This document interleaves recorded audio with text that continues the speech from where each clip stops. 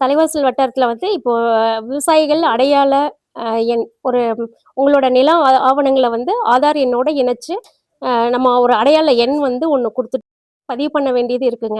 அது முக்கியமா அந்த அடையாள எண் எதுக்குன்னாக்கா, வருங்காலத்துல வந்து நீங்க போய் ஒரு உரக்கடையில போய் உரம் வாங்குவதற்கு ஏன்னா உரத்துக்கு வந்து கவர்மெண்ட் நெறைய மானியங்கள் குடுத்துட்டு இருக்கதால, அதெல்லாம் வந்து அ கரெக்ட்டான மானியம் கரெக்ட்டா விவசாயிகள போய் சேரணுன்றதுக்காக ஒரு முக்கியமா இனி வரும் காலங்கள்ல உரம் வாங்குறதுக்கே நமக்கு அந்த அடையாள எண் முக்கியம். அதனால யாராவது பதிவு பண்ணாம இருந்தோம்னாக்கா, அந்த அடையாள எண்ண கண்டிப்பா பதிவு பண்ணிக்கணும். ஏன்னா, அதுல வந்து எல்லாமே உங்க ஆதார் நம்பர் போட்டாவே உங்களுக்கு எத்தன ஏக்கர் நிலம் இருக்கு, அந்த நிலத்துக்கு எவ்வளோ உரம் தேவைன்றது அதிலேயே வந்துரும். அத வச்சு ஒரு சீலிங் வச்சுருவாங்க. ஸோ, அது உங்களுக்கு வந்து நிலம் என்ன இருக்கோ அதுக்கு மட்டும் தான் உரம் வாங்க முடியும்.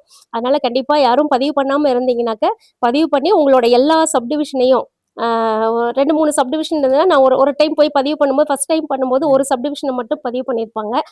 இப்போ வந்து உங்களுக்கு எத்தன இடத்துல நிலம் இருக்கோ, எல்லா நிலத்தையும் ஒரே பதிவா உங்க ஆதார் எண்ண போட்டா உங்களுக்கு எத்தன ஏக்கர் நிலம் எங்கெங்க இருக்குன்ற வரைக்கும் எல்லாமே காட்டிடும். அந்த மாரி வரப்போகுது வந்துருச்சு சிஸ்டம்.